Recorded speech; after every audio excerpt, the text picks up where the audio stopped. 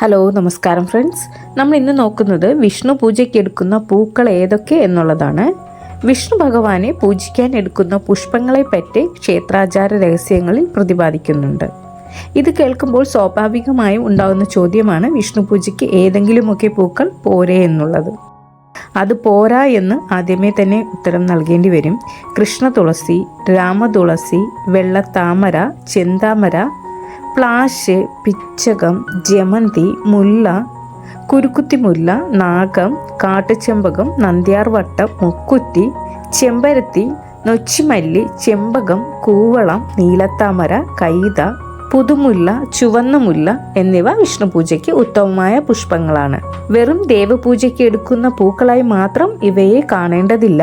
ഈ പൂക്കളുടെ ഔഷധ ഗുണങ്ങളെ പറ്റിയും ഇവ ശ്വസിച്ചാൽ ഉണ്ടാകുന്ന ഗുണങ്ങളെ പറ്റിയുമൊക്കെ വൈദ്യശാസ്ത്രം ആവോളം പ്രതിപാദിച്ചിട്ടുണ്ട്. ഒരുപാട് പേരൊന്നും എൻ്റെ വീഡിയോ കാണുന്നില്ല, വളരെ കുറച്ചു പേര് മാത്രമാണ് കാണുന്നത്.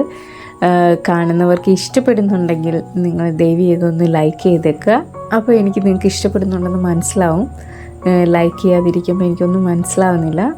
അപ്പോൾ ഇഷ്ടപ്പെടുന്ന വീഡിയോകൾ ലൈക്ക് ചെയ്യാൻ പറ്റുന്നവർ ലൈക്ക് ചെയ്യുക. Thank you.